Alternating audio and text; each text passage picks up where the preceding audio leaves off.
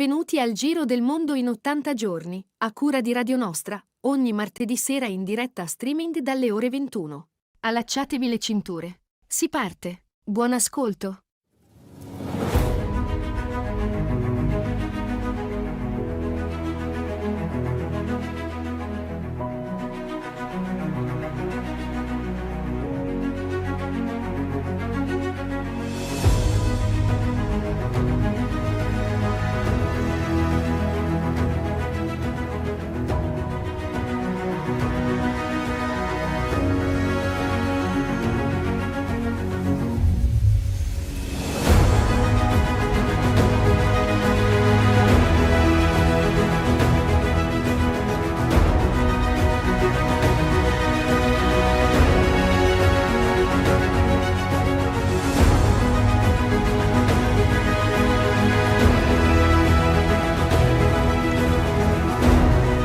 Eccoci qua nuovamente, buonasera a tutti, 15ª puntata del Giro del Mondo in 80 giorni, oggi giornata mondiale dei legumi, tanto per dare un po' di notizie, e quindi mangiamo fagioli, mangiamo lenticchie, esatto, con me Rossella, l'avete già sentita, con Rossella, e ne parleremo di lenticchie, di fagioli la prossima settimana con un esperto di agricoltura. È finita già la sigla, Rossella. Andiamo col primo brano del New Quartet, Cold Duck Time.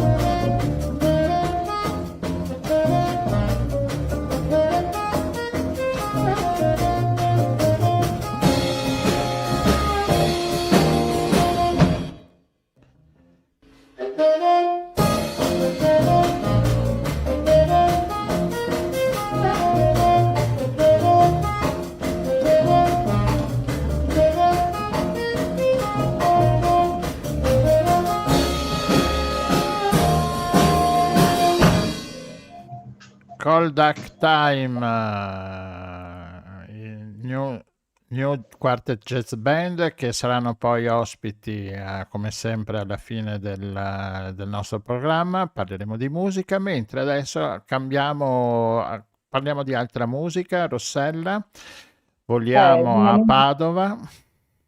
Così voliamo a Padova con la nostra mongolfiera per incontrare Rossella Favero. Rossella Favero fa parte della cooperativa sociale Altra Città, dell'associazione Granello di Senape e anche referente del coordinamento per i carceri Due Palazzi, perché appunto è lì che siamo atterrati, e il coordinamento che raggruppa varie cooperative e associazioni del terzo settore che appunto sono attive nella casa di reclusione e si occupa di carcere con vari ruoli da tantissimi anni. Benvenuta a bordo, Rossella. Grazie. E abbiamo chiamato Rossella Favero perché ci ha colpito molto una vicenda di un paio di settimane fa, quando un detenuto si è suicidato dopo aver saputo che sarebbe stato trasferito dopo tantissimi anni che si trovava recluso. Puoi raccontarci un po' la storia? Sì, è un dramma nel dramma che sta vivendo in questo momento questa realtà particolare della casa di reclusione di Padova. Casa di reclusione è il carcere dove stanno le persone detenute che hanno una condanna definitiva, e c'è a Padova, e nel Triveneto è l'unica che c'è. Allora, il dramma nel dramma ho detto perché improvvisamente, alcuni giorni prima di questa persona detenuto che si è suicidato, è stato comunicato a tutta una sezione dell'alta sicurezza, che nel giro di pochi giorni sarebbe stata trasferita, dispersa, anzi diciamo altrove. E il giorno in cui questo avveniva, e noi come terzo settore avevamo organizzato proprio una manifestazione davanti al carcere di partecipazione, anche di protesta, questa persona ha scelto di morire la mattina.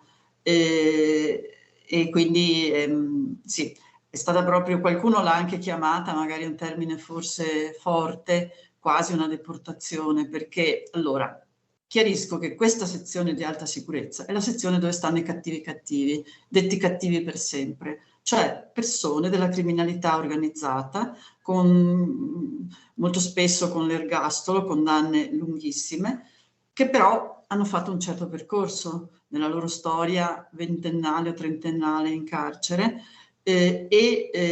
sono uscite dal circuito. Qualcuno forse sente parlare del 41 bis, dove stanno proprio quelli pericolosi ritenuti, no? E quest'alta sicurezza è non avere più legami con la criminalità organizzata, però essere in una specie di sezione separata in attesa di essere declassificati, questo è il termine tecnico, cioè di diventare detenuti comuni. Quindi queste persone sono persone che sui 70 anni, con appunto molti decenni spesso di carcere alle spalle, che però hanno fatto un percorso in questi anni, in particolare a Padova, che è una casa di reclusione conosciuta per una numerosa serie di quelle che vengono chiamate le attività previste dall'articolo 27 della Costituzione, cioè le attività della rieducazione. E queste persone hanno fatto dei percorsi speciali, anche sperimentali, importanti, e proprio di vera ripresa di contatto e anche di autocritica rispetto alla loro vita precedente. Ecco, queste persone dopo un percorso lunghissimo di anni, decenni, in laboratori diversi, in attività diverse, improvvisamente è stato deciso dall'alto, dal Dipartimento Amministrazione Penitenziaria, che è quella parte del Ministero della Giustizia che gestisce il carcere, che venivano trasferite 22 persone. Ecco, quindi già questo è come magari tu hai la tua piccola casa, che è la tua cella, che è il laboratorio dove vai. Fermatemi se parlo troppo, ma immaginatevi di essere questa persona, no? Che veniva appunto dalla criminalità organizzata, che da 18 anni era a Padova e lui non era mai uscito, da 28 anni, da quando era stato incarcerato, e lui viveva nella sua cella e poi scendeva in un laboratorio gestito da alcuni volontari di cucito, quindi da 18 anni appunto, e cuciva per il per donazioni, per beneficenza, per cose che potevano essere utili, e si relazionava con questi volontari. Poi anch'io, siccome io in quell'area ho da 30 anni fatto altre cose relative alla cooperazione o prima alla scuola, era una persona che anche incrociavo e con cui avevo anche degli scambi così, qualche volta si faceva qualche chiacchierata. Questa era la sua vita e lui diceva, soprattutto a questi volontari, siete voi la mia famiglia, io trovo la forza di alzarmi al mattino perché c'è questo laboratorio e ci siete voi. Ecco, quindi la sua nicchia, la sua vita era questa e improvvisamente, questo è l'esempio, lui ha scelto di andarsene, però il trauma è per tutti. Ma infatti, Rossella, ti abbiamo chiamato proprio perché questo è stato molto drammatico, insomma, no? Cioè, chi ha avuto la possibilità di entrare, di vedere, di cercare di capire un pochino, cioè, ha molto colpito questa morte perché appunto, come dicevi tu, la sua cella era la sua casa. Cioè, io mi ricordo di aver visto le decorazioni con le piantine coltivate nel bicchierino del caffè con la terra raccolta un po' di nascosto nel campo da calcio quando potevano andarci, e fatte coi semini magari messi da parte della frutta. Cioè, è tutto un mondo molto piccolo, però allo stesso tempo l'essere umano ha una grande capacità di adattamento, pare, e era il loro mondo.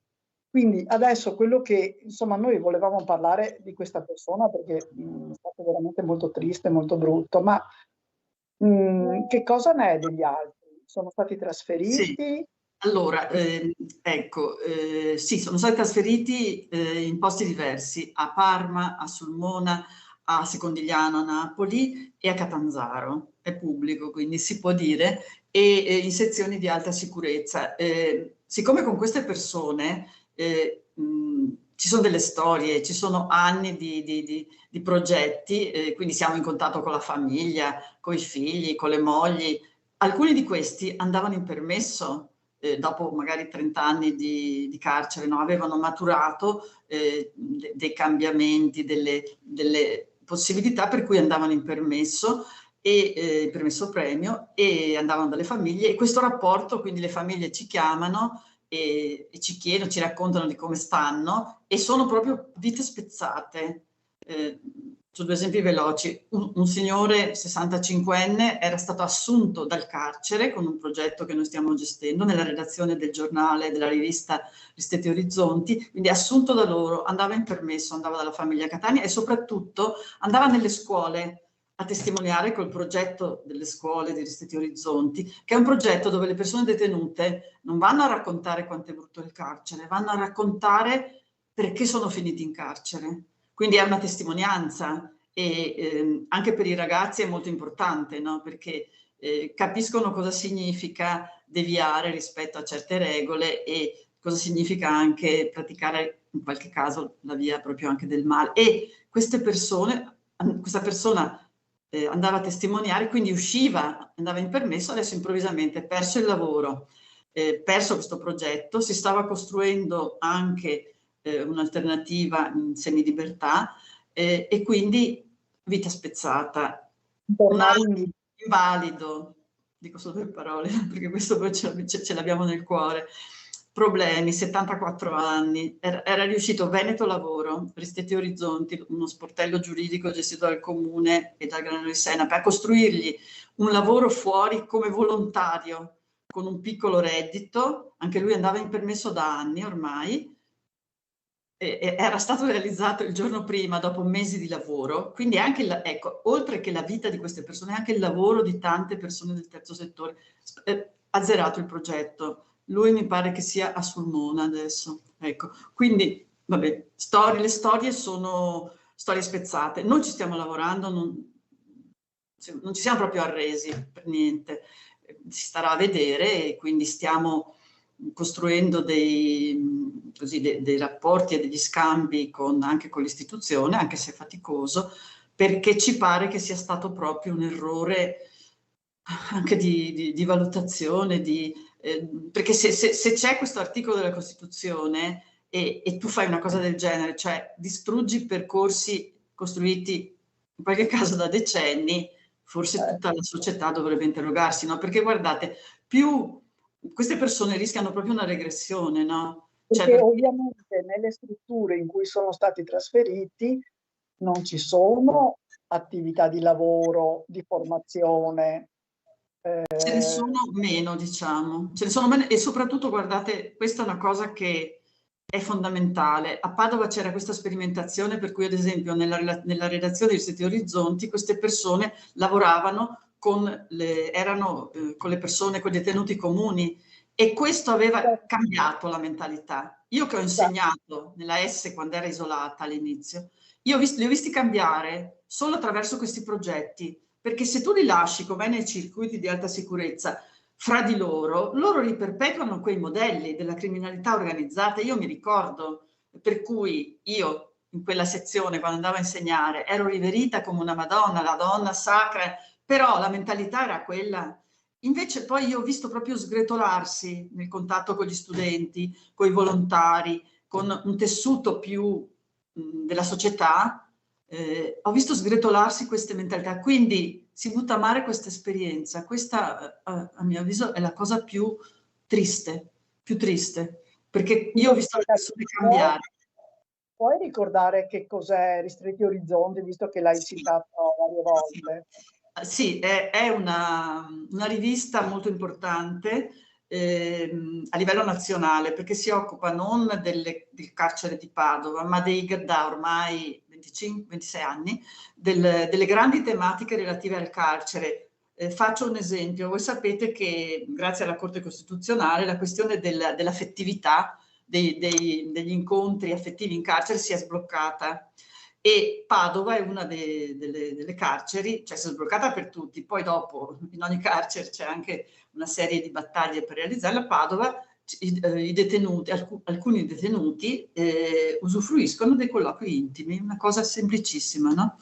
Ecco, questa cosa è frutto di una battaglia di 25 anni sull'affettività, perché per motivi culturali particolari è il paese più arretrato da questo punto di vista. Quindi Ristretti ha fatto una grande battaglia, come altre battaglie, ad esempio la vittima, mettere la vittima al centro del lavoro. Per Ristretti è stato fondamentale, perché è col confronto con le vittime che le persone detenute fanno i conti con la propria vita e con le proprie cadute, più che non durante il processo in tribunale. Io più volte in questi anni che ho passato a lavorare dentro, ho sentito persone detenute dire: io mi sono sentito davanti al popolo italiano, non quando ero davanti al giudice che mi ha giudicato, che mi ha dato l'ergastolo, che mi ha dato 20 anni, ma davanti agli studenti, alle domande degli studenti, davanti alle domande della società. Lì mi sono sentito in crisi.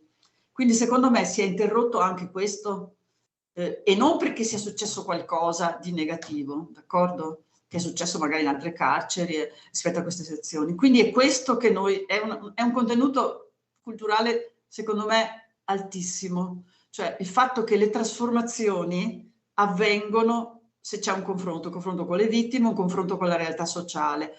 E Ristretti l'ha praticata, perché Agnese Moro, Lucia Annibali, Fiammetta Borsellino, Silvia Giralucci, Nicoletta Tobagi, sono tutte persone che vanno e vengono nella redazione di Ristretti. Quindi anche questo confronto è una cosa che fa crescere,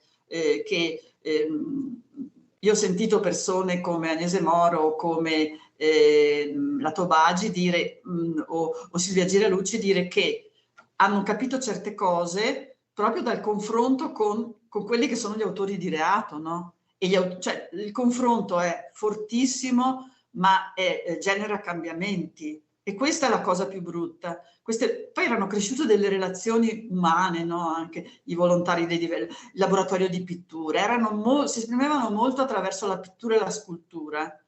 queste persone con queste pene così lunghe. E quindi, avevamo fatto perfino una mostra al Pedrocchi, sì, sì, questa persona, guardate, c'era un corso, una bravissima Momart, un'associazione, una bravissima signora, insomma, che ha fatto questi corsi in questi 5 anni, ha organizzato mostre all'esterno, quadri e sculture, e ci sono veramente delle opere notevoli. E uno di questi, tutte le copertine della rivista Ristretti Orizzonti, è una persona che si esprimeva solo attraverso questo, perché è entrato in carcere ragazzo, adesso avrà, non so, 68-70 anni, non si è fatto una famiglia, non ha più nessuno, e questa era la sua vita. sua famiglia. Quindi, così, E insomma. poi anche ricordo molto intensi gli incontri, questa è una cosa meritoria, non lo so se succede nelle altre strutture, gli incontri con gli studenti, e mi ricordo Sì. incontri molto intensi, molto importanti, Molto sia importanti. che per i detenuti che Sì. insomma si mettevano lì anche un po', cioè non era facile anche per loro, insomma. No, perché ti metti in gioco, racconti il peggio della tua vita, quindi ti metti in gioco, ed è una delle cose per cui io ho visto più cambiamenti, più trasformazioni, e quindi sì, sicuramente. Poi da questa esperienza con gli studenti, che ormai studenti non solo di Padova, un po' di tutto il Triveneto, che dura da più di 15 anni, è uscita anche una generazione di educatrici, educatori, psicologhe, cioè sociologi, cioè molti sono passati attraverso questo progetto, no? Che quindi è un'esperienza che sì, importante, ecco, che per il cambiamento, perché poi i ragazzi vanno a casa, parlano con i genitori, e quindi, se no, di carcere si parla sempre per quelli già sensibili, gli addetti ai lavori, no? Per cui quelli già d'accordo. Invece bisogna far capire che la rieducazione genera sicurezza. In questa fase è difficile dirlo più di sempre, però se tu fai scusa,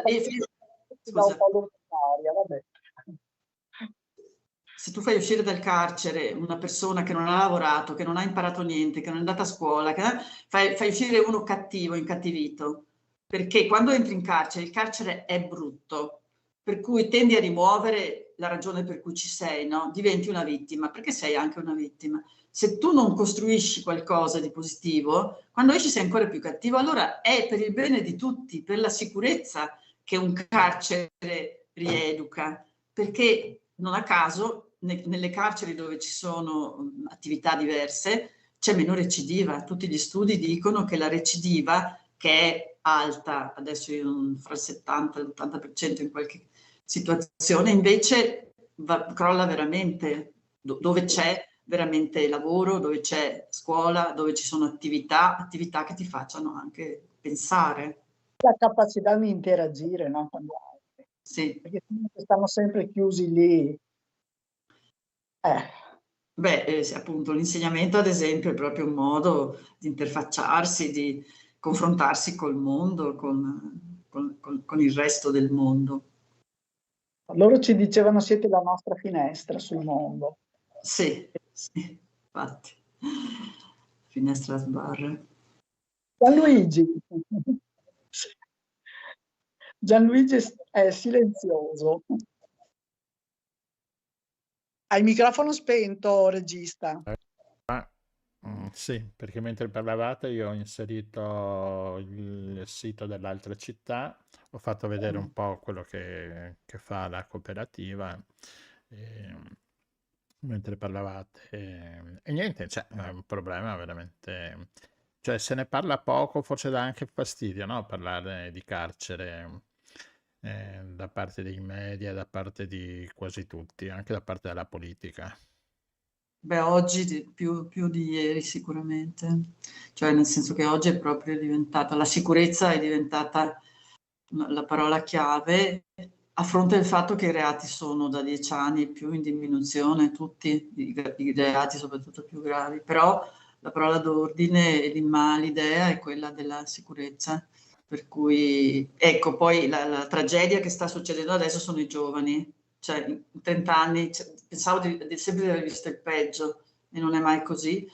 Adesso tutti i decreti sulla sicurezza hanno generato un ingresso di tantissimi ragazzi, per cui i minorili, che erano il fiore all'occhiello in Europa del sistema italiano, dove si facevano laboratori, la polizia penitenziaria non era neanche in divisa, funzionava, adesso invece non funziona più, sono al collasso, i giovani adulti dai 14 ai 18 anni non possono più stare lì, quindi adesso noi arrivano a raffica nelle carceri per adulti, 18enni, ragazzi giovani, e guardate, è uno strazio, perché a volte c'è proprio una ricchezza, una voglia anche di comunicare, e nella situazione attuale per loro c'è il nulla. Noi, il laboratorio teatrale, che c'è il teatro carcere o altre cose, cerchiamo proprio di fare delle attività, ma è un dramma nel dramma questo adesso di tutti questi ragazzi che entrano. E la cosa interessante è che anche la polizia penitenziaria, i sindacati della polizia penitenziaria, che erano con noi quel giorno a manifestare contro questo spostamento della S, perché anche per loro vuol dire che adesso, a posto di 22 persone che avevano imparato a farsi la galera, il bene e il male, per cui si dice così in carcere, non farsi la galera, gestirsi la vita, insomma. Adesso stanno arrivando persone che stanno malissimo, polidipendenze, giovani arrabbiati. Allora poi il sistema funziona così, i cattivi girano di carcere in carcere, no? Quelli che hanno avuto sanzioni, che sono stati aggressivi, per cui adesso stanno arrivando e quindi si stanno riempiendo di difficoltà, e questi ragazzi sono una delle altre cose che secondo me sta diventando drammatica, ecco. Nelle carceri in generale. Ecco. Invece nel caso specifico dei due palazzi peggiora anche la situazione lavorativa, che già non era proprio facilissima.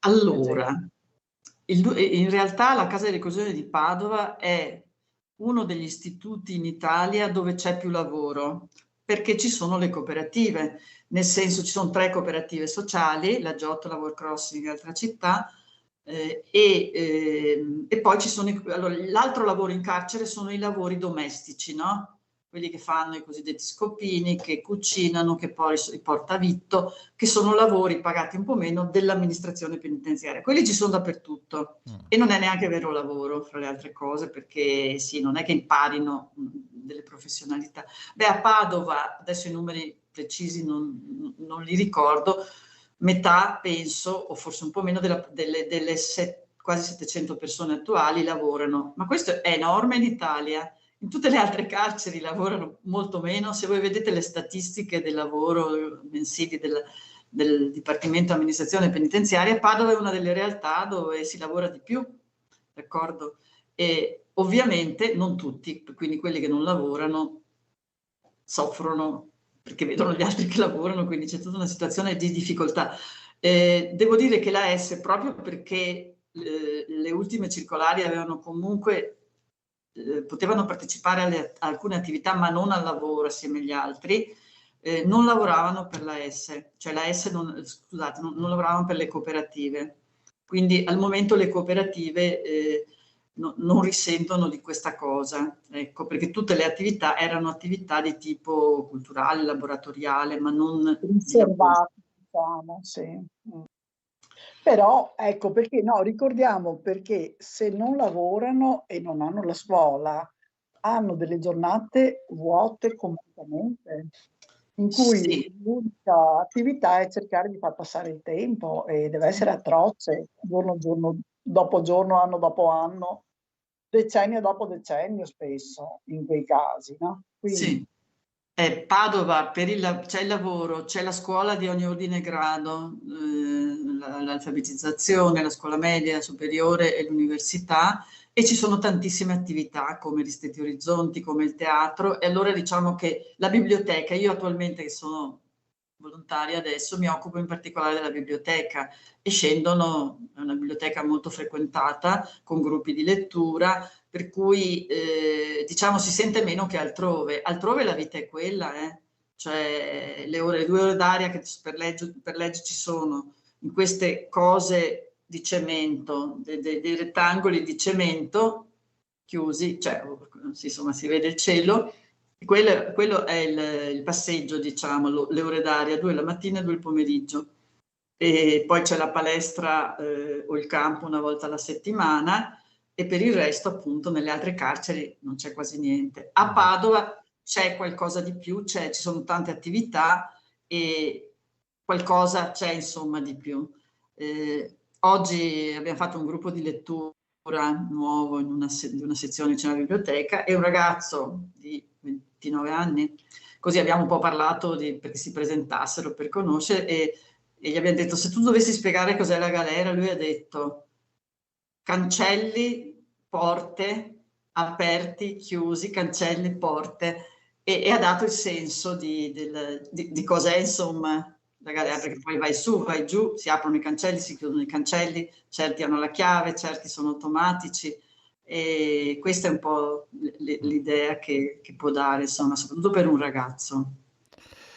Va bene, poi sì, niente, dopo volevo dire che c'è anche il problema del numero di carceri, no? Che c'è il sovraffollamento non da poco, insomma, in ogni carcere italiana, e nessuno, parlo sempre della politica, la politica ne parla, però passano gli anni e di carceri nuove ce ne sono pochissime, anzi, credo...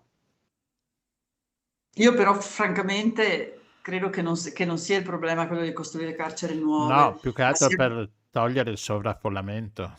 Sì, io credo che per il sovraffollamento delle misure deflattive, lo dice anche la polizia penitenziaria adesso, cioè ad esempio quella che sentirete chiamare la liberazione speciale, che hanno, allora loro ogni 6 mesi di buona condotta guadagnano 45 giorni di sconto di pena, d'accordo? Allora c'era una proposta, mi pare fosse quella di Giachetti, comunque di fare una liberazione speciale in 75 giorni in modo che potessero uscire quelli a cui mancano 6 mesi, 8 mesi, c'è tutta una fascia, mi pare che fino anche a qualche anno, che se avesse lavoro, se avesse domicilio, potrebbe già uscire per legge.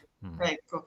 Quindi già così si ridurrebbe un attimino il... Ecco, cioè basterebbe quella come misura deflattiva, e poi porsi seriamente il problema delle altre misure, perché parla non di carcere, parla di pene diverse, anche l'articolo 27 della Costituzione, perché probabilmente è più utile obbligare qualcuno a fare, non so, un servizio sociale, tipo andare dove ci sono persone che soffrono per la salute o anziani e fare certi servizi proprio anche umili, è più utile che non stare appunto a girarsi i pollici e a incattivirsi in carcere. Quindi io sono convinta che, anche perché promettono la costruzione di carcere, ma il personale già non basta, quindi bisogna sempre ragionare in termini generali, no? Che dovresti chiaramente carcere già adesso il personale, infatti i sindacati lamentano una carenza di molte migliaia di unità. E quindi sì, in realtà io dopo 30 anni, scusa.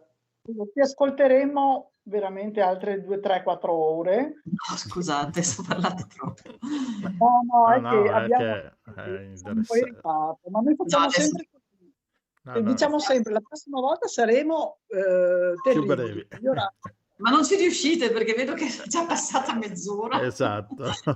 Vabbè, grazie comunque, grazie per l'attenzione, per le domande che rivelano naturalmente una sensibilità sul tema. Grazie mille. Va bene. Dai, ne riparleremo. Sì, avanti, quando insomma. Volete, casomai anche esatto. qualcun altro, qualche altra testimonianza di qualcuno che magari... Volentieri, molto volentieri. Va bene. Va bene, grazie mille Rossella. Ciao. All of me, one thing, all of me. Can't you see I'm no good without you? Take my lips, I want to lose them. Take my arms, I'll never use them. Goodbye, let me wheeze and cry. without you. You took the part that once was my heart, so why not take all of me?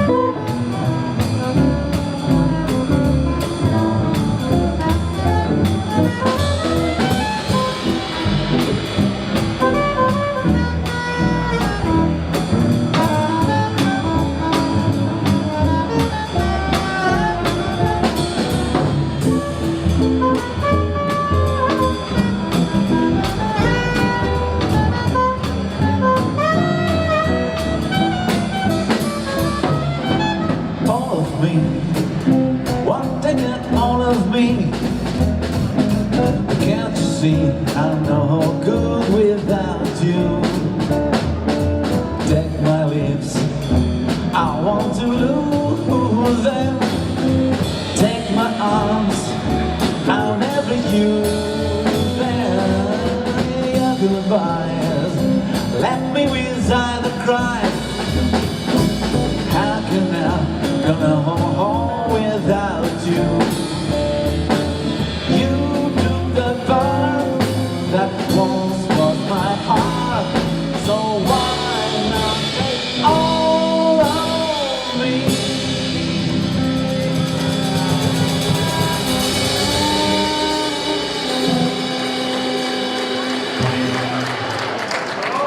Grazie, meraviglioso. Eccoci nuovamente tornati dalle nostre parti. Rossella, andiamo con la nostra mongolfiera a Venezia e questa volta la ritroviamo anche con l'audio Paola Peresin. Buonasera Paola. Buonasera a voi. Benvenuta. Allora, Paola Peresin è una biologa e zoologa, si occupa di animali e l'abbiamo chiamata perché vogliamo farci raccontare un po' di un libro che ha pubblicato da poco, credo, che si chiama Il viaggio di Slauz. Slauz, che è un lupacchione che è partito dalla Slovenia. Adesso ci facciamo raccontare un po' dalla nostra ospite un po' il viaggio e anche e soprattutto le conseguenze che questo viaggio ha comportato. Slauz è un lupo che è stato catturato, radiocollarato da colleghi di biologi dell'Università di Lubiana nel luglio del 2011. Colleghi lo catturano, ripeto, inseriscono in questo animale un radiocollare satellitare, fanno tutte le misure biometriche del caso e poi lo lasciano tornare nel proprio branco, che è il branco dello Slaunic, che è l'ex Monte Taiano. Siamo a neanche 20 chilometri da Trieste. Una volta liberato, questo maschio, che ha circa 2 anni, sta ancora nel suo branco fino a dicembre dello stesso anno. Dicembre del 2011 Slauz lascia il proprio branco e comincia un viaggio di circa 1200 chilometri, sono 1176, ma sono 1176 nel senso che si è sommata la distanza da una geolocalizzazione alla geolocalizzazione successiva. Di fatto l'animale ne compie circa 2000. Quindi 2000 chilometri durante i quali Slauz attraversa 2 confini, confine sloveno-austriaco e poi il confine austriaco-italiano. Quindi attraversa 3 stati, 2 confini e dopo 2000 chilometri arriva in Italia, dove in Italia trova una realtà, diciamo, lupina molto interessante, perché lì incontrerà una femmina che non tantissima fantasia viene poi nominata come Giulietta. Lui la incontra nell'altopiano della Lessinia, che sta sopra la provincia di Verona, e da lì però anche Slauz fa un viaggio nella cultura italiana, che è una cultura un po' particolare rispetto agli altri paesi europei, nel senso che noi siamo un paese contadino, di origini contadine, e i nostri rapporti con gli altri animali sono animali che derivano dalla nostra cultura domestica, quindi sono animali domestici.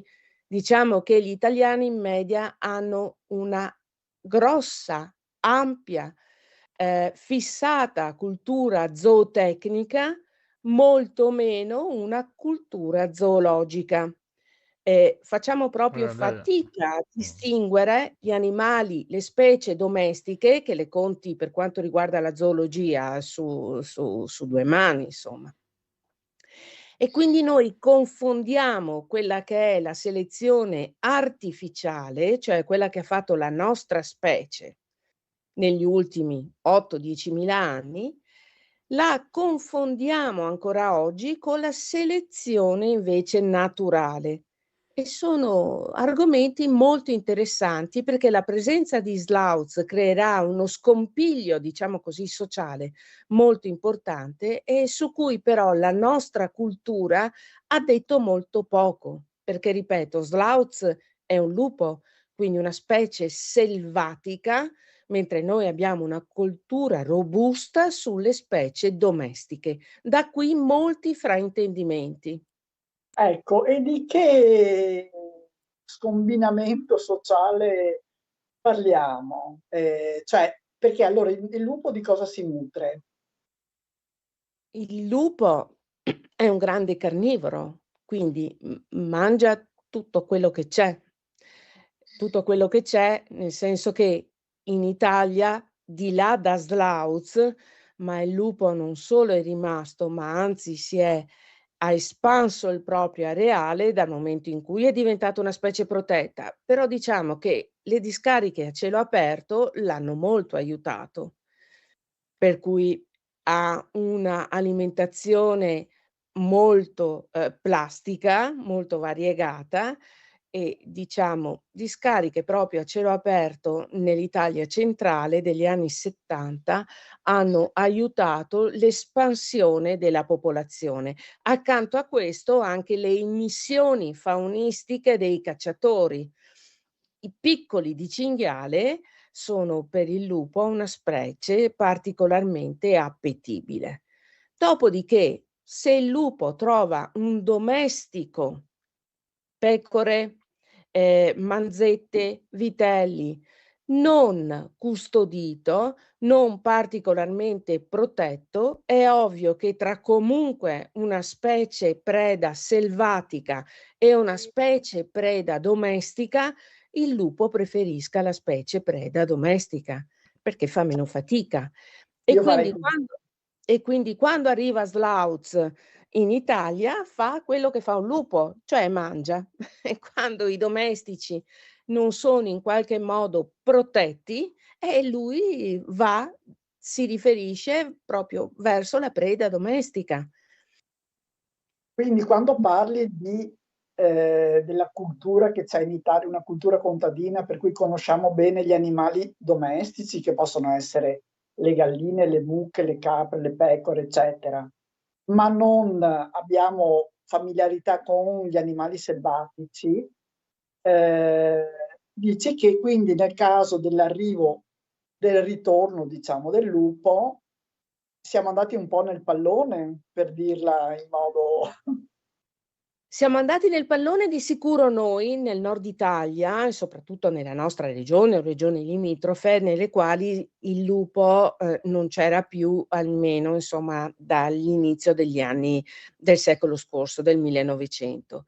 In Italia centrale, dove il lupo diciamo che non si è mai estinto, non è mai stato eradicato nelle aree classiche per esempio aree abruzzesi, quei nuclei proprio di popolazione che sono rimasti in Abruzzo e anche nell'Appennino più meridionale, e lì i pastori hanno sempre convissuto con il lupo e hanno imparato appunto a convivere attraverso dei loro auditori, cioè dei loro aiutanti, che è il cane da pecora abruzzese, che è un cane presente nel nostro paese da almeno 2300 anni. E noi abbiamo delle descrizioni di questo cane che è proprio considerato il braccio destro del pastore nella protezione delle greggi da attacchi da lupo. Quindi, come dire, noi nel nord abbiamo perso, i nostri pastori hanno perso la memoria storica che permetteva a loro in qualche modo di difendere le greggi dal lupo, ma basta andare in Appennino e i pastori ti raccontano come fanno, ti mostrano i cani che sono molto efficienti nell'evitare, ripeto, attacchi dal lupo alle greggi. Perché invece la soluzione più a portata di mano qui è sembrata quella di sparargli. Beh, in realtà noi li abbiamo, come dire, eradicati, li abbiamo estinti, li abbiamo eliminati attraverso lo sparo. Noi abbiamo tolto tutti i lupi dalle Alpi con i fucili. In realtà quello che noi abbiamo fatto in maniera più puntuale, che è stato l'effettiva leva per togliere tutti i lupi dai nostri territori, è stata proprio il posizionamento di esche avvelenate. Quindi questo adesso non si può più fare, non ha senso farlo e credo che sia effettivamente la strategia, a parte più abietta, perché questo non colpisce solo il lupo, ma colpisce anche tutto il resto di specie, ma Certo. sarebbe socialmente impossibile farlo, perché mentre una volta, per esempio, gli animali da compagnia erano molto rari nella società italiana, oggi un cane è presente almeno su una famiglia su 3. Quindi noi ci siamo allineati con le altre società, diciamo, come dire, europee e statunitensi e canadesi ed altre, in cui i cani, gli animali da compagnia, parte integrante della nostra famiglia. Provate a pensare che una famiglia con bimbi e cani appresso vadano in un comune, per esempio, dove sia nota la presenza di esche avvelenate. Tutto sommato, se avvelenano 1, 2, 3 lupi in un comune, dà fastidio, alcuni si preoccupano, ma non c'è quella, non dico rivolta sociale, ma quella non accettazione che c'è nel caso in cui questi comuni vengano frequentati anche per esempio da turisti che sono accompagnati dai loro animali domestici. Certo, E certo. questo proprio noi abbiamo avuto dei piccolissimi esempi in cui c'è stata una rivolta veramente nel piccolo comune. Dal momento in cui si sa che in quell'area ci sono esche avvelenate, parte un'informazione che crea dei feedback negativi. Quindi è una cosa che a parte, ripeto, è una pratica meschina, abietta, di una vigliaccheria unica, di un non senso proprio faunistico, ma è socialmente proprio non è possibile farla perché, ripeto, ti muoiono i cani. Certo. Quindi per un Ascolta, lupo che muore, lei faccia il conto del numero di cani che ci sono 8 milioni i cani oggi presenti in Italia, okay? Quindi muore un enorme ventaglio di cani e magari anche di gatti e muore un lupo. certo, quindi non è neanche "economico" fra virgolette, diciamo, No, no? a parte il fatto che è illegale proprio sotto Condivisibile, tutti i sono punti di d'accordo. vista, ma siccome non è mirato alla specie, muoiono i cani, infatti è quello che succede. Ascolta Paolo, invece però adesso c'è stato il declassamento del lupo, no? Che prima era una specie assolutamente protetta, mentre adesso è stato declassato e vuol dire che se ne possono uccidere un certo numero all'anno. No, non vuol dire questo. Vuol dire che, sono atti, come dire, amministrativi. Questa si chiama verità amministrativa. Quindi sarà possibile, se però ci sono tutta una serie di attività propedeutiche prima dell'abbattimento. Bene. Quindi non è che uno va lì e abbatte il lupo. E anche, ripeto, prima di, stabilire determinati abbattimenti, devono assolutamente essere messe in atto delle misure di prevenzione. Quindi l'idea di non mettere in atto le misure di prevenzione, perché così io posso risolvere gli attacchi dei lupi ai domestici attraverso l'abbattimento, è un non senso. Prima di tutto, proprio come iter amministrativo, perché comunque bisogna mettere in atto le misure di prevenzione.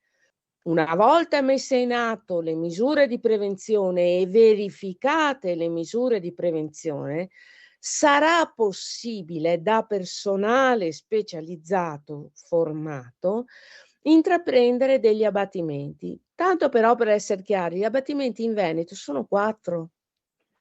Quindi è una cosa che non ha nessun senso No, proprio, né zoologico, ma tanto meno gestionale. Non è una cosa che ha, da qualsiasi punto di vista proprio la si vede, non ha alcun senso. È però una risposta, come dire, politica e quello ha un senso. In eh, democrazia le scelte sono scelte politiche. Lo scopo della biologia della conservazione, che è una branca della biologia, lo scopo di chi fa scienza è quello di dare al politico un sostegno duro scientifico su cui lui fa le scelte.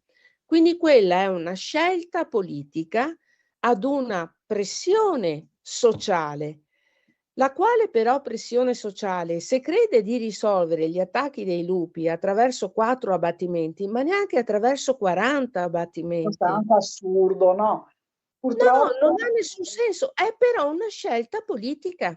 certo, Com'è ecco, una scelta politica anche quella, per esempio, di non usare la biologia della conservazione, che è quella branca della biologia che è nata negli anni '70 e che si chiama proprio, proprio attività di crisi, proprio disciplina di crisi, quindi tutte le armi scientifiche per andare ad occuparsi del problema. certo. Si è deciso, come dire, di occuparsene dal punto di vista valoriale, cioè come spinta dei valori sociali.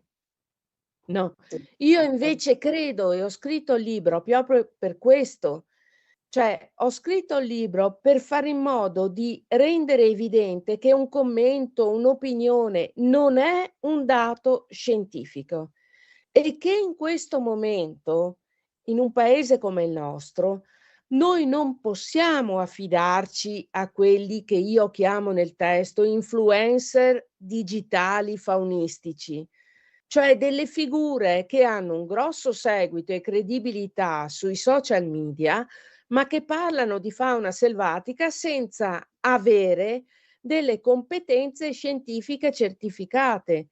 Quindi Certo. noi abbiamo in questa società, in questo momento, degli scontri valoriali, no? Ma Per sai, quan perché poi anche, sì, diciamo che la pressione sociale viene anche un po' teleguidata, nel senso che poi così uno si preoccupa del lupo e non si preoccupa magari di cose molto più urgenti e che magari sperimenta tutti i giorni, difficoltà che sperimenta tutti i giorni nella vita quotidiana. No, telefona per una visita specialistica e gliela danno fra 2 anni, però il problema maggiore è il lupo che è per cui vabbè, No, no, ma sappiamo. questo è chiaro. Noi viviamo in un contesto di benaltrismo allucinante, questo è vero. È vero però che viviamo, ripeto, in un paese che mal mastica quello che è il sapere scientifico. E io ripeto, credo che in una società della conoscenza, come dire, avere un vocabolario condiviso scientifico per affrontare in maniera, come dire, non attraverso una logica retorica o una retorica scientifica, ma attraverso proprio quei pochi strumenti che noi abbiamo a disposizione in questo momento, basati però su un grosso zoccolo scientifico, sia estremamente utile. Qui sai, adesso non sviluppiamo questo tema, ma il problema dell'Italia e il suo rapporto con la cultura scientifica è un tema abbastanza antico e purtroppo dolente, ecco. E vabbè, adesso chissà un po' alla volta se riusciremo a superare anche questo limite. Allora, Speriamo. ricordiamo il viaggio di Slauz e hai delle presentazioni ancora in cantiere? Sì, io devo andare martedì 17 a Vittorio Veneto, poi sono a Parma il prossimo mese, poi sono qui a Venezia, ho 2 date e appena avrò altre locandine ve le inoltre perché francamente non mi ricordo granché. E poi, prima o poi ci sarà anche Cavallino, una puntata a Cavallino Tre Porti, ecco. Molto volentieri, vi ringrazio. Bene, allora il viaggio di Slavuc, Paola Presin, Kellerman Edizioni, mi pare 18 €, mi pare se non sbaglio. C'è anche un altro libro interessante, Piccolo dizionario di grandi bioequivoci, che appunto si parlava anche prima sempre di Paola Presin, Il bestiario, giusto? Grazie, sì. Anche questo è interessante da pre Permettetemi sì, permettetemi una nota sola. Ringrazio molto, l'editore Kellerman, perché questo, ripeto, non è un libro certo. semplice. Non è un libro che riguarda la narrazione del lupo, ma riguarda proprio un'analisi di tutti i conflitti che riguardano noi e le specie selvatiche.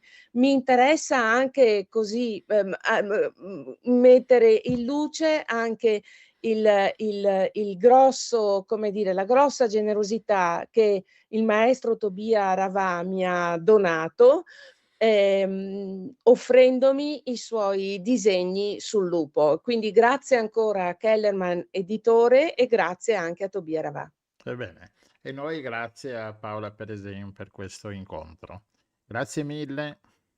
Buonasera, grazie a voi. Buonasera.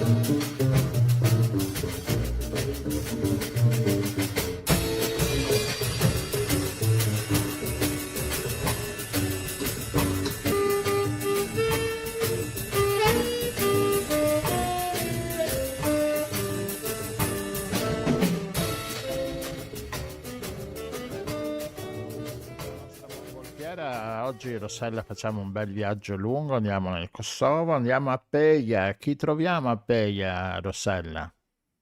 Andiamo a chiacchierare con Ilir Becirai.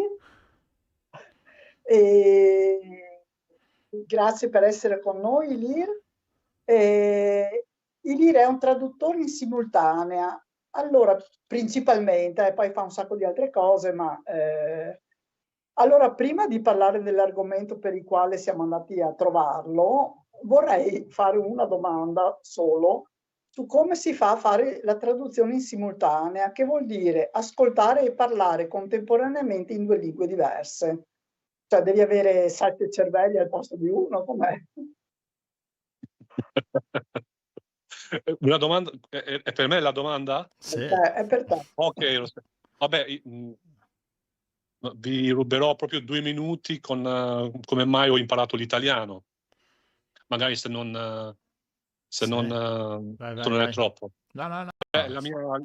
La mia prima esperienza con gli italiani è stata dopo la fine della guerra del Kosovo nel 99, esattamente a giugno, quando conobbi un gruppo di pacifisti italiani dell'associazione Papa Giovanni e Operazione Colomba, cioè 2 associazioni che avevano già curato dei campi profughi per i profughi kosovari in Albania durante il tempo della guerra.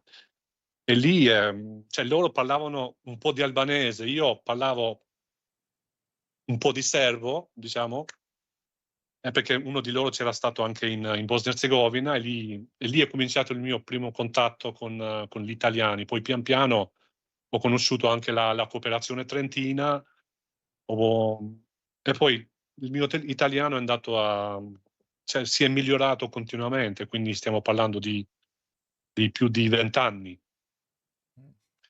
E ci sono state delle volte in cui Rossella, mentre stavo traducendo magari durante degli incontri importanti con il sindaco o con il ministro e avevo posto le mani sulla scrivania, a un certo punto vedevo che mi si sudoravano le mani perché non è facile tradurre, soprattutto in simultanea, ma delle volte anche in consecutiva, perché devi memorizzare quello che dicono gli interlocutori, cioè i presenti, e poi tradurlo nella lingua, in questo caso in albanese.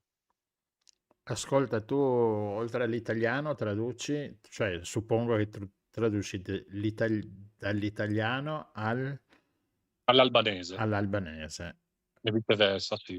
Ok. Sono fatto un esame di conoscenza della lingua italiana Mhm. a Tirana, all'Istituto di Cultura Italiano a Tirana, che è riconosciuto dall'Università di Perugia per stranieri. Ho fatto il CELI 5, che è equivalente al C2, e poi sono stato anche certificato come traduttore giurato, come si dice in Italia, da noi è giudiziario, dal Consiglio Giudiziario del Kosovo, che è l'istituzione che, diciamo, tra l'altro, si occupa anche della certificazione dei traduttori professionisti. Allora, C2 per chi non si occupa di lingue straniere equivale a madrelingua, conoscenza di un madrelingua. Infatti non si capisce neanche che vieni da una madrelingua diversa, diciamo pure dall'italiano. Vabbè, complimenti. Ascolta, ma invece Sì. noi, scusa, dimmi. No. No, cioè rispondendo Stava già alla traducendo, Sì, no, esatto, no, per... ho tradotto anche perché siccome conosco anche il serbo, mi è capitato di tradurre anche dall'albanese al serbo, ma anche dal serbo all'italiano e viceversa. Ovviamente il serbo non lo conosco come l'italiano, diciamo l'italiano è la seconda lingua straniera, la prima lingua straniera che conosco, diciamo, meglio delle altre. Conosco anche l'inglese, ma non traduco dall'inglese all'albanese. Ascolta, Faccio traduzioni scritte e parlate, cioè traduzioni orali e scritte.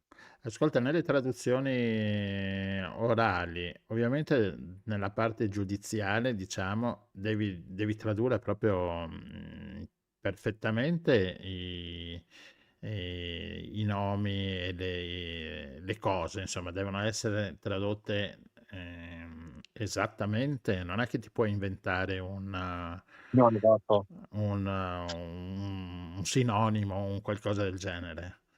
Un linguaggio mio Eh, personale. Infatti io sono certificato come traduttore ed interprete, mm, cioè traduttore, cioè per le traduzioni scritte, e interprete per la traduzione. Dico, fortunatamente non mi è ancora capitato in questi questi 2 anni, perché c'ho anche il timbro, quindi da quanto sono stato certificato come traduttore italiano-albanese, di tradurre nelle udienze durante in tribunale, perché veramente è difficile, perché come dici tu, ci sono dei termini di giurisprudenza che devi conoscere bene, quindi oltre all'italiano, alla lingua alla quale traduci o dalla quale traduci, devi conoscere anche, insomma, l'ambito in cui traduci, in questo caso la giurisprudenza, il penale. E quindi al momento mi limito alle traduzioni scritte, quindi documenti, ok. certificati, progetti e roba varia. Mhm.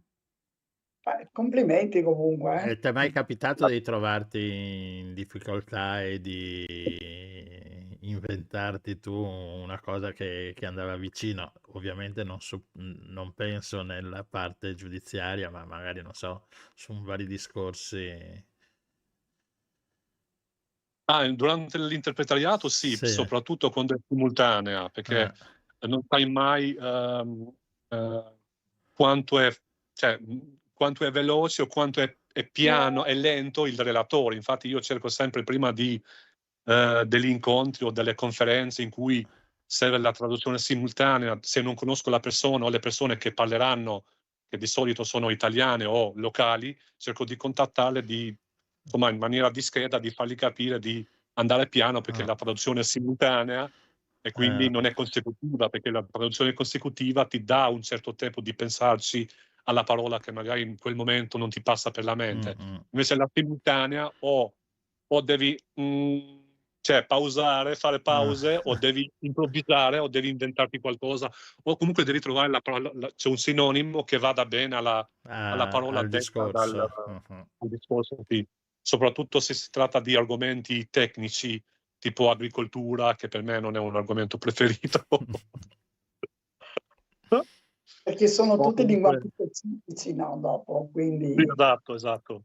Infatti mi ricordo una volta che non mi è venuta in mente, perché non la sapevo, parlo di più di 10 anni fa, l'arnia, cioè quella, Quelle per le no? api.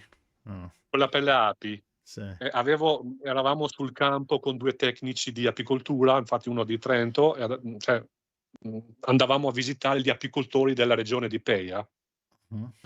A un certo punto questo tecnico italiano ha menzionato, cioè, ha parlato dell'arnia, e io lì ho un po' sudato, e lui ha capito che non sapevo cosa fosse l'arnia, ha toccato l'arnia che avevamo davanti, e poi è intervenuto l'apicoltore albanese locale, ha detto ah sì, Coseria, e quindi uno impara, perché la lingua Certo. evolve. La lingua non ha mai una fine, è sempre una cosa che Sì, sempre in insomma, movimento, sono sempre sempre. parole che devi imparare, parole che magari le hai sentite nel passato, però in quel momento preciso in cui la devi tradurre non sei sicuro che ha esattamente quel significato, quindi delle volte bisogna improvvisare, soprattutto quando è simultanea, ma poi dipende da caso a caso. certo. Sicuro non ci metto del mio. È capitato un'altra volta, e questo forse entriamo un po' nell'argomento, se si può dire politico. È capitato in una scuola a Goraždevac, Rossella sa dov'è il paese di Goraždevac, è un paesino a maggioranza serba, sono tutti serbi, vicino a Peja, vicino alla mia città natale, quindi tutta la popolazione di etnia serba. e siamo andati alla scuola di Gorazdevac per un progetto, incontrando il direttore. E poi durante l'incontro il direttore ha parlato usando la parola Kosovo, perché per loro il Kosovo è ancora una provincia serba. E sapendo che io ero albanese, ha aggiunto anche la parola Metohija, come dire Trentino Alto Adige. Forse l'esempio non regge, ma cioè, per farvi capire che per noi è un'offesa. E io invece ho tradotto soltanto Kosovo. Quindi Lui il ha nome capito del... subito. Sì, ho evitato Metohija perché ho capito che l'ha fatto apposta, sapendo che io ero albanese, quindi quella parola mi dava fastidio, anche se è una cosa professionale, era una cosa ufficiale, lì proprio non sono Non te riuscito lo a trattenermi. E infatti alla fine non serviva neanche, perché Kosovo e Metohija, cioè, al di là di quello che pensano loro, si sapeva che si trattava del territorio kosovaro, e quindi non ho tradotto Kosovo e Metohija, ho tradotto solo Kosovo. In un'altra occasione a Trento, di nuovo, però questo è stata una battuta con Jovan, che è stato il mio collega, ha usato la parola Metohija, e io invece ho tradotto Repubblica del Kosovo. E infatti era già l'indipendenza, erano passati 3-4 anni dopo la dichiarazione dell'indipendenza. Però episodi di particolare difficoltà, diciamo, dal punto di vista delle traduzioni con l'etnia serba, non è che ho avuto nel passato. Cioè, ho cercato sempre di tradurre in maniera professionale e Certo, di lasciare fuori, diciamo, quelle che sono le emozioni certo. che possono causare certi Allora, invece, a punti di... proposito di Sì, emozioni, noi ti abbiamo chiamato per capire un po' che cosa si dice in Kosovo. Abbiamo visto che Trump ha creato questo Board of Peace per Gaza, no? Per entrare si paga 1 miliardo, vari paesi sono entrati e con nostra, dico una certa sorpresa, abbiamo visto che anche il Kosovo è entrato a far parte. Tra l'altro c'era la primo ministro, credo, o cioè, la presidentessa. la presidentessa, col suo bel Sì. vestito rosso che spiccava perché erano tutti maschi vestiti di nero o di scuro, e lei, la signora col vestito rosso, però Rosso e nero, sì.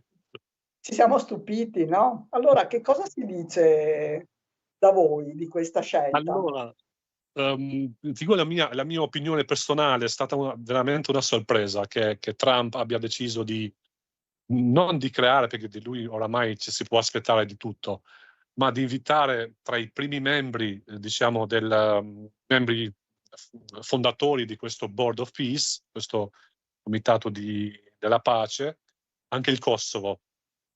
E infatti l'invito, diciamo, dall'opinione pubblica, diciamo, dai giornalisti, ma in generale dall'opinione pubblica, è stato accolto con molta positività, non soltanto per il fatto che abbia deciso di invitare il Kosovo, e quindi, cioè, l'invito rivolto alla presidentessa, ma comunque il Kosovo come paese tra i primi membri, ma anche perché intorno poi a questo Board of Peace ci sono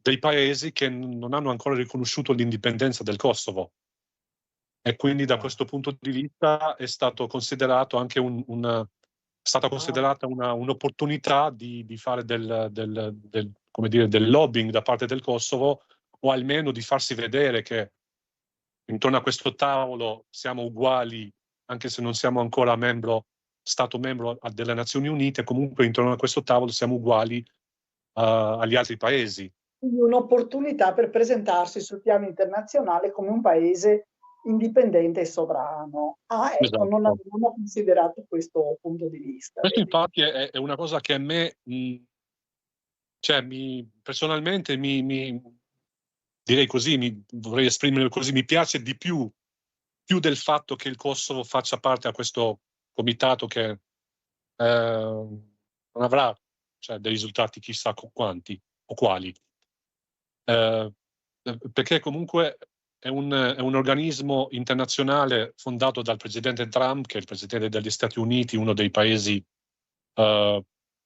diciamo principali alleati del Kosovo e sostenitori del Kosovo, e quindi un'opportunità di rafforzare la propria sovranità, la propria soggettività internazionale, come si dice da noi, sul piano internazionale, e di poter interloquire anche con i rappresentanti dei paesi che non riconoscono ancora l'indipendenza del Kosovo, ma d'altronde anche di dare un piccolo contributo, essendo un paese, un territorio all'inizio, poi un paese uscito dalla guerra, da una guerra veramente spietata, di dare un contributo non soltanto finanziario, perché il Kosovo non è che può dare $1 miliardo,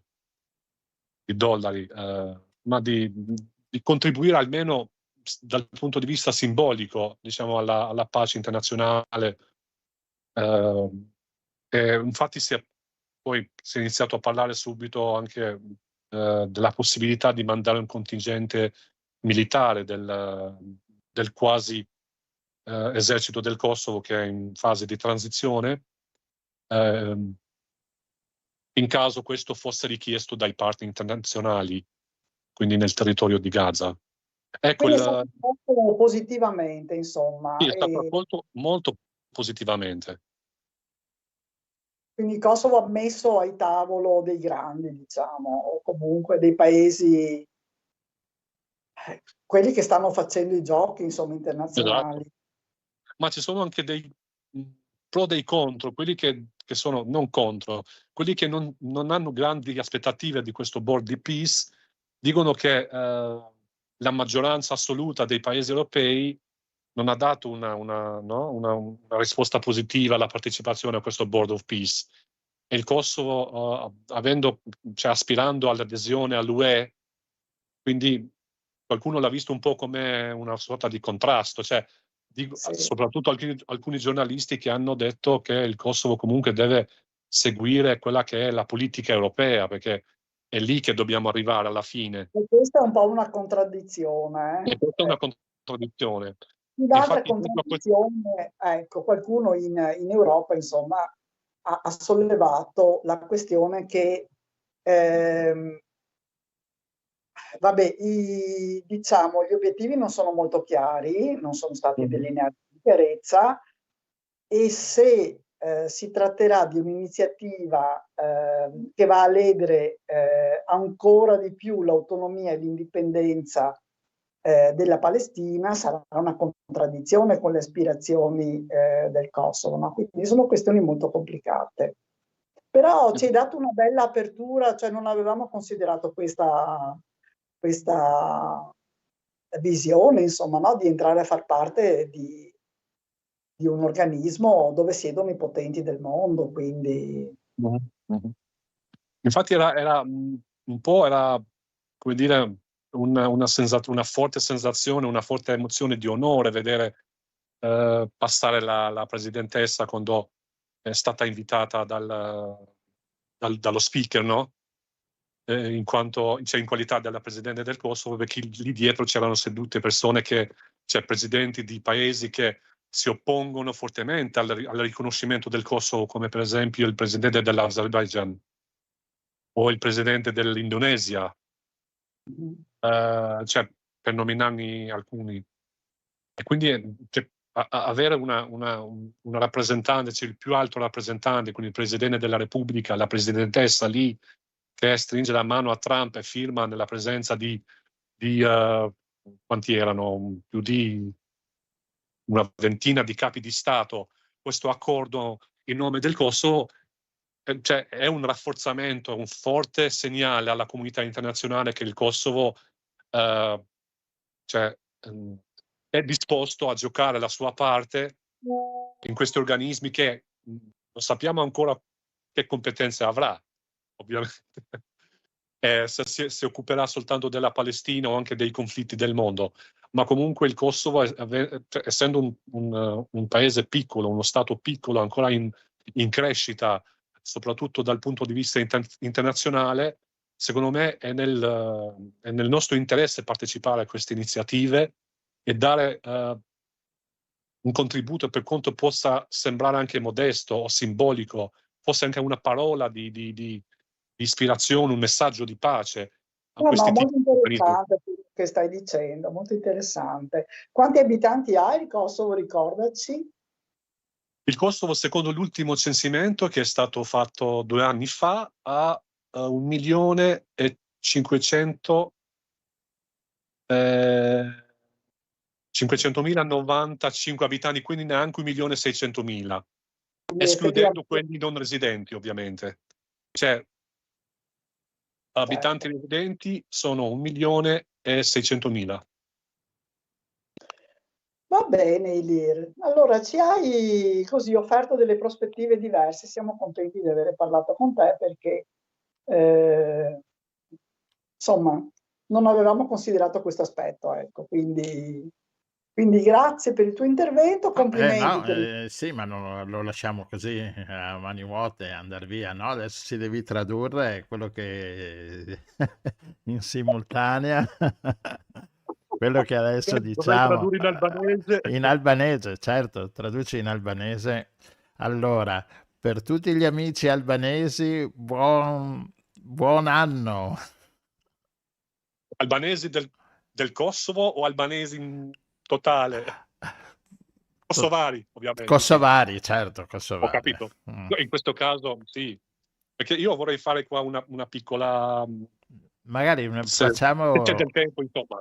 Ascolta, una precisazione, sì. Magari parliamo un'altra volta, ci fai un po' di storia tra albanesi e albanesi del Kosovo, che è interessante. Va bene? Vabbè, ok Gianluigi. Ok. Grazie per avermi invitato, per avermi dato questa opportunità.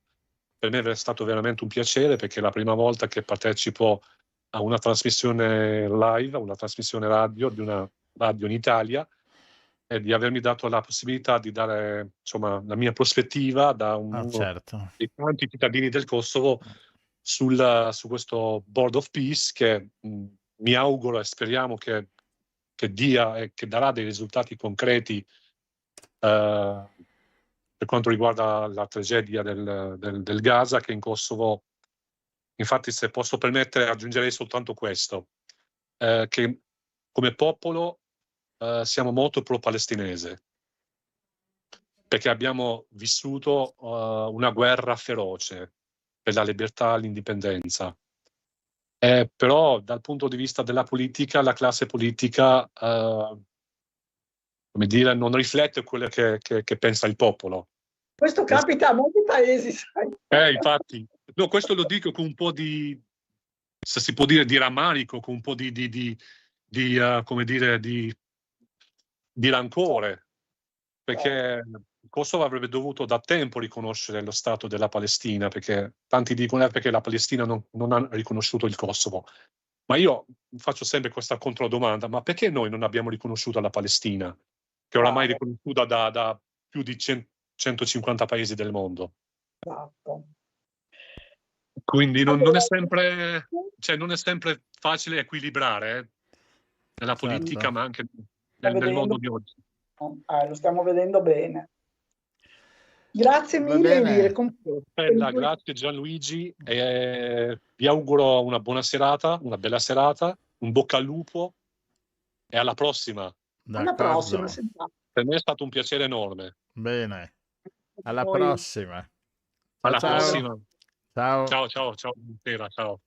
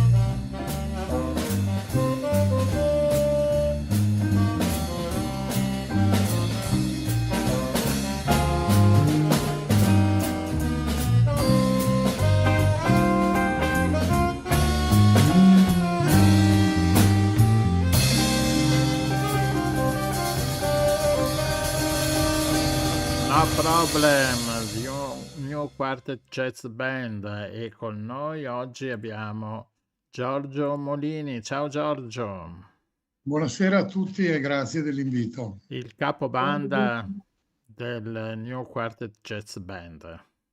Possiamo dirti il capobanda? Sì, perché alla fine sono un po' assieme a Massimo Costantini, che è il vero frontman, sassofonista. Diciamo che abbiamo pensato sta cosa 4 anni fa e era un po' già nei progetti, perché anche con Marino Durante, che tu conosci bene, avevamo con anche una ragazza cominciato un po' con lo swing, un po' di cose di Paolo Conte, eravamo nel tema. E poi contestualmente facevo parte, e ringrazio tuttora, della City Bandland, perché comunque insomma ha dato l'imprinting anche per esempio per tempi come batterista, alle quali io non ero abituato, perché provenendo dal pop e dal rock, come quasi tutti, logicamente quando si è cominciato, sì, in qualcosa nel rock di ternario c'è, ma insomma molto poco, e quindi quando si è cominciato a parlare di tempi composti, di tempi detti dispari, insomma, ci si è avvicinati logicamente a una cosa che io considero colta, ma preciso che noi ci siamo avvicinati con molta umiltà.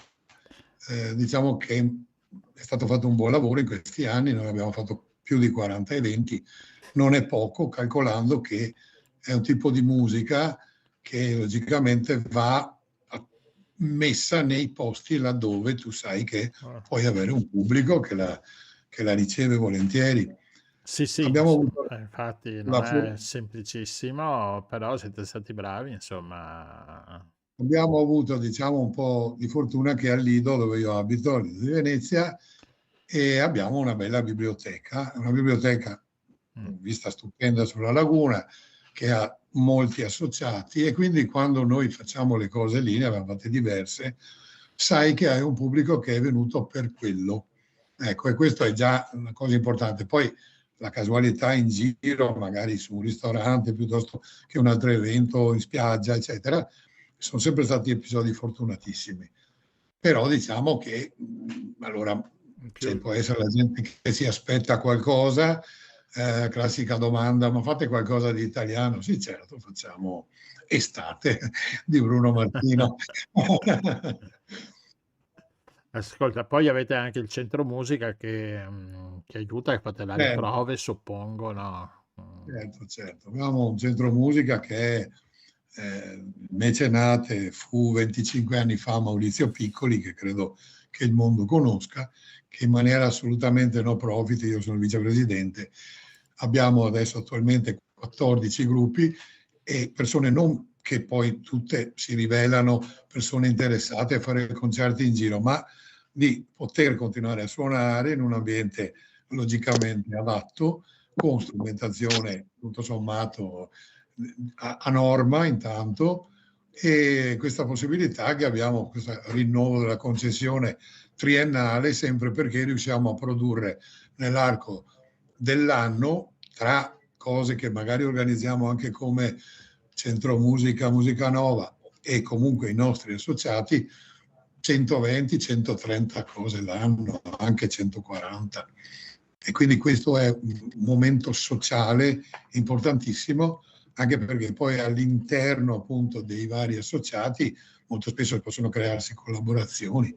Tant'è che ad esempio il gruppo mio, che è New Quartet Jazz Band, in realtà lo definisco New Quartet Jazz Band and Friends, perché ci sono state tante collaborazioni, suppongo, un sacco di situazioni, sia eventualmente diciamo una sostituzione di uno strumentista, ma anche poi invece poi la partecipazione a seconda dell'opportunità. E quindi ci è capitato con Marino, con specialmente vorrei citare Daniele Torresan, perché veramente un bravissimo chitarrista che abita in montagna, e abbiamo suonato anche in Val di Non, ma qualche volta con noi partecipa quando ha l'occasione di venire, per cui abbiamo questa possibilità che ci è data anche proprio dal fatto di vivere la musica all'interno del centro musica.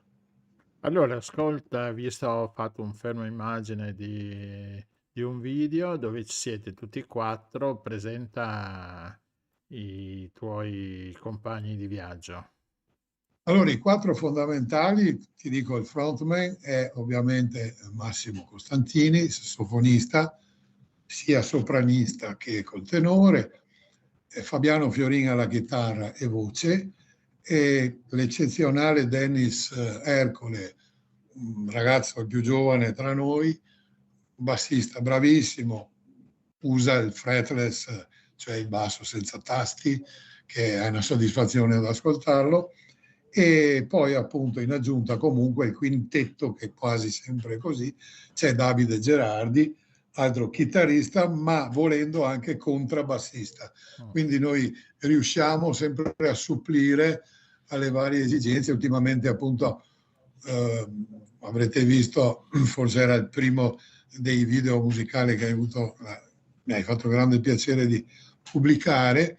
Eravamo al chiostro di San Nicolò, che è un posto magico, sia come sonorità che ambiente, logicamente, questo chiostro di un convento del 300, che poi vabbè è rifatto nel 600, ma comunque una delle cose preziose che ha a Venezia, oltre a tutto la prima caserma in assoluto dei Fanti da Mar, successivamente i Lagunari. Lo ricordo. Per cui anche c'è del misticismo all'interno, insomma, perché si narrano cose, insomma, assolutamente positive, ma successe in quel convento, insomma. E lì, appunto, Davide Gerardi era nel ruolo di contrabbassista e si difende egregiamente. Volevo ripetere solo che noi ci siamo avvicinati con estrema umiltà, anche perché è un discorso difficile. Il nostro repertorio è vasto e ovviamente riusciamo a fare sia i crooner americani per poter, diciamo, accontentare anche quei palati che comunque si ricordano logicamente, come hai fatto sentire, di All of Me, That's Life, Night and Day, I Got You Under My Skin, Summertime, Moondance di Van Morrison, cioè quindi diciamo quella serie di brani certamente swing, certamente definiti nel jazz classico, però diciamo che noi cerchiamo di spingerci quando abbiamo il pubblico che riteniamo adatto. Allora quindi anche Miles Davis, John Coltrane specialmente, Massimo Costantini ne è assolutamente un amatore, e anche, diciamo, anche autori un po' meno conosciuti, ma che comunque noi troviamo il modo, insomma, di interpretare, perché a questo punto è chiaro che i cloni non esistono, si interpreta sempre. No, certo. Ogni interpretazione detta jazz, che vuol dire tutto e niente, è sempre un'interpretazione. Ci siamo permessi su Solar di fare addirittura una cosa fuori di testa, con tempi dopo in 11 ottavi tratti da un pezzettino di Dave Holland, una cosa anche molto difficile, che però Miles Davis non credo si ribalterebbe nel suo sonno, perché comunque Solar per lui era una cosa che voleva dire tante cose, tant'è che nella lapide Pensa a te di Miles Davis ci sono, perché è stata anche musicata e con un testo, le prime frasi di Solar, a cui era molto evidentemente legato. Quindi con un rispetto massimo comunque noi abbiamo fatto anche una sua interpretazione. Beh, quest'anno è anche il centenario, no, di Miles Davis. Certo. Cade, quindi ci sta benissimo, insomma, Certo. averlo preparato, averlo fatto. Io ho visto che avete il canale YouTube, mi pare, avete anche i canali social, mi pare, no? Dopo... E anche, diciamo, con discreti numeri, ecco, perché mi impegno anche sulla parte social, perché poi alla fine è evidente che è una delle parti essenziali per avere eventualmente una referenza. Diciamo che ad esempio quest'anno, forse anche qualcosa l'altro anno, però quest'anno di 11 cose che abbiamo fatto, perché insomma a un certo momento non è che stiamo a cottimo, certo. Ed è sempre un discorso poco più che amatoriale, ci hanno chiamati in 6 su 11, no? Questo perché comunque c'è una diffusione in qualche maniera che rende la possibilità anche così di far vedere di che cosa proponi, senza doverti vendere tra virgolette, insomma, Certo. no? Cioè, uno gli dice, senti, vai su New Quartet, jazz band in YouTube, per dire, oppure, che no, dire il vero lì basta cercare Giorgio Molini, ma c'è comunque la seconda dicitura. E se no, nel normalissimo Facebook, a cui io credo in questo momento e per questo genere, quasi più ovviamente che non TikTok piuttosto che Instagram, Sì, perché lì guarda, sono lo penso anch'io, ogni tanto in famiglia abbiamo questa discussione, no? Ma io penso che il Facebook, che lo chiamano il vecchio, sta riprendendo piede, perché vedo anche tanti giovani che si iscrivono a Facebook. Sì, perché tu hai la possibilità in qualche maniera intanto di intercettare quelli che negli anni, fine anni 90, hanno cominciato a muoversi attorno agli smartphone e al PC, a scoprire anche di una certa età, no? E che poi alla fine la nostra musica in fondo è dedicata a loro, perché certamente ci sono oggi dei giovani, anche il conservatorio finalmente a Venezia, cioè, produce ragazzi proprio che si laureeranno in musica jazz, nei vari strumenti, quindi per carità, adesso non voglio esagerare che sia una minoranza, può darsi che questa cosa cresca No, ulteriormente. ma Però i conservatori adesso vivono grazie al jazz, perché sennò altrimenti sarebbero morti. Questo ce lo dicono credo anche. vari insegnanti del conservatorio.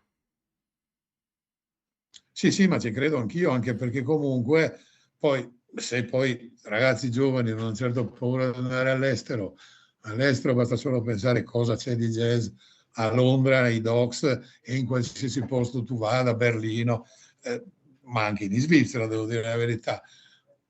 Noi non è che ci lamentiamo qui, per carità, però ci sono dei luoghi deputati che sono a Milano, il Blue Note, qualche cos'altro, per carità Roma, qualche circostanza, Bologna che è anche lì padre della musica, di ogni genere di musica, però insomma, dai, non è che sia così possibile dire vai a una sagra e suoni jazz, no. Devi avere la pazienza di trovare il tuo pubblico, però insomma, dai, con parsimonia lo troviamo. Va bene, Giorgio, ascolta, grazie per questa chiacchierata, grazie per la musica che abbiamo ascoltato e niente, ci rivedremo, vediamo prossime uscite. Avete qualche data per uscita che magari veniamo a fare un salto oppure per il momento? Guarda, io penso che a marzo cominceremo a fare delle cose. Noi abbiamo cominciato il 22 aprile del 2022, primo concerto Biblioteca Lido, è facile musica e, da ricordarsi la data. musica e parole, e quest'anno vorremmo anticipare a marzo, e poi comunque insomma a te personalmente lo comunicherò sicuramente, ma dovrebbe essere marzo, aprile, poi una cosa per l'estate. Abbiamo suonato in un posto dove non ha suonato nessuno, ma io ci tenevo da 55 anni, alla Pagoda sotto l'Hotel de Bain, che è chiuso, però ha riaperto il ristorante famoso della spiaggia, dove io 55 anni fa andavo ad ascoltare dei gruppi che suonavano per l'aperitivo, no? Erano qualche anno più di me, io avevo 13-14 anni, chi suonava ne ha 18-19. E io ho ancora questa memoria, attaccato a una colonna lì del posto dove suonavano, che è una rotonda, insomma, sotto il bar, che dicevo, ma piacerebbe anche a me un giorno. L'ho detto poi al pubblico quando abbiamo suonato, era 55 anni che aspettavo sta cosa. Bene, vedi, il tempo mai Beh, dire tutto mai. arriva, assolutamente, tutto quello che si vuole, adesso dico la roba perché ho 71 anni tra un po', quindi la posso dire. Devo dire che vorrei che arrivassimo almeno alle sale apolline a Fenice. Questo, diciamo, potrebbe essere un obiettivo esaltante, tra quanto non so. Vabbè, certo. Questo è il proposito mio, di Massimo, eccetera, e degli altri colleghi. Va bene, Massimo lo vedo domani, quindi gli faccio i complimenti domani e niente, grazie di tutto e appunto ci sentiamo, insomma, dai. Sicuramente, grazie mille dell'ospitalità, Grazie fate sempre Giorgio. un lavoro meraviglioso. Buona Ciao, serata e buona grazie, ciao, ciao. continuazione.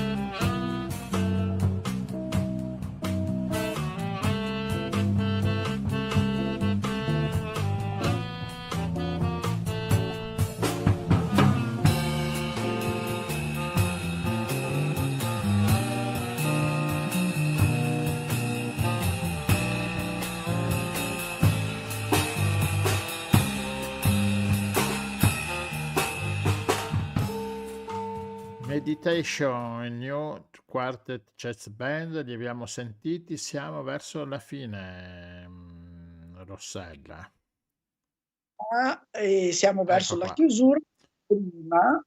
Però Ma abbiamo prima sempre ecco, lo... diamo voce a Sami. Diamo voce a Sami e in questo momento sentiamo il messaggio che ci ha mandato questo pomeriggio.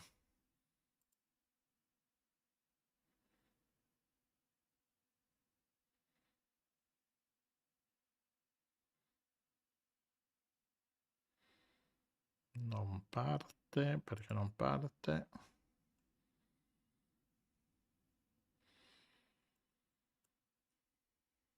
Niente. A noi fa piacere parlare di Gaza perché Aspetta, sembra vediamo se adesso vedo di rimetterlo, cancello e rimettiamo. Intanto dici due parole. sembra così a guardare i giornali che sia tutto risolto perché non si trova una riga e proprio nei telegiornali quelli più lunghi dicono 3 morti, 5 morti, 7 morti e chiusa là. In realtà la situazione è molto drammatica, continuano i bombardamenti nonostante la tregua ormai da diversi mesi, cosa sono 3-4 mesi che c'è la tregua, sì, ormai 4, e continuano i soliti problemi dei quali stiamo parlando esattamente da ormai, non so, 2 anni, che non entrano i beni di prima necessità, che non entrano i farmaci Va bene, e adesso soprattutto che non ci sono le abitazioni. vediamo un po' se adesso parte. La situazione qui a Gaza non è tanto praticamente migliorata dopo il fermo di cessate il fuoco, perché i bombardamenti continuano, la situazione è gravissima. Finora, da quando è stato cessato il fuoco, sono morti più di 545 persone, altri più di 500 feriti, altri tanta gente praticamente che sono senza casa, perché l'80% della popolazione, cioè questi vivono nelle tende perché non ci sono più rimasti da casa. Poi è stato un grande spiraglio che l'apertura di Rafah, però Rafah è stata aperta praticamente da quasi 2 settimane, stanno entrando e scendendo pochissime persone, sono la media di 44 persone escono e 44 entrano, perché Israele voleva praticamente, non voleva fare entrare i palestinesi dentro, la stessa cosa l'Egitto non voleva che i palestinesi partano e vanno fuori. Per questo la popolazione di palestinesi è rimasta praticamente in una condizione gravissima per la questione di non uscita e non entrata, perché ci sono quasi migliaia, sono quasi 20.000 persone che hanno bisogno di evacuare per questioni mediche e queste praticamente non sanno come possono andarsi via, perché Rafah, come avevo già detto, soltanto 44 persone escono al giorno, mentre nei periodi normali, prima della guerra, uscivano quasi 1.000 o 1.100 persone, e questa è la situazione che viviamo a Gaza.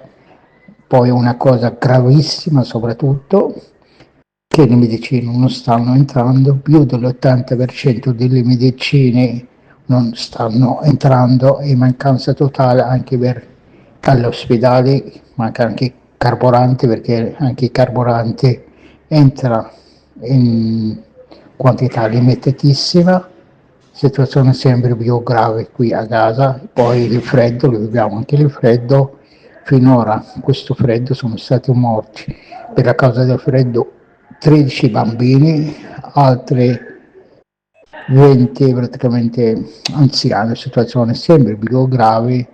Poi ci sono tante malattie dovute al freddo, soprattutto polmonite, influenza, raffreddore, altri tipi di malattie, situazione sempre più grave nella Sicilia. Ecco, abbiamo sentito Sami. Rossella, non ricordo perché adesso se ne parla sempre meno di Gaza, e i giornalisti sono sempre out. Certo, assolutamente. Soltanto quelli che fanno domanda e ricevono il consenso, che è una piccolissima percentuale, possono entrare al seguito dell'esercito che gli fa vedere quello che dicono loro quando dicono loro pochissime ore. Quindi sì, molti giustamente non vogliono sottoporsi a questa cosa e quindi non vanno proprio, perché comunque sì. Quindi ci sono i giornalisti, c'erano diciamo i giornalisti locali, molti come sappiamo sono morti, sono stati proprio assassinati deliberatamente, insomma. Quindi ricordiamo una bomba caduta su una tenda che serviva da luogo di ritrovo proprio per i giornalisti, perché potevano ricaricare le loro attrezzature e per esempio lì ne sono andati via insieme un bel po'. Quindi esatto, la stampa è ancora fuori. Va bene, allora è tardi, metto la sigla, un attimo che sentiamo la nostra voce amica. Avete ascoltato Il giro del mondo in 80 giorni, a cura di Radio Nostra, in studio Rossella, Gianluigi, una produzione dell'Associazione La Rete. Vi aspettiamo a martedì prossimo. Ecco qua, allora vi aspettiamo a martedì prossimo. Rossella, noi il freno a mano noi non lo conosciamo. Assolutamente no. No, i termini che non ci piacciono in generale, questa è una parola che non ci piace. Noi tiriamo sempre lunghi nonostante i buoni propositi, ma proprio il freno non è di nostra. Se abbiamo ospiti così interessanti che hanno un sacco di finestre da aprirsi sul mondo, a proposito di finestre. Va bene, sì. No, e quindi però facciamo di nuovo i buoni propositi. Sì, dai, ma vediamo. Voi se vi piace che siamo così chiacchieroni o se dobbiamo tagliare. Va bene, allora ci sentiamo martedì prossimo con altre novità, parleremo appunto, dicevo, di fagioli e di altre cose. Appuntamento a martedì. Ciao a tutti, grazie.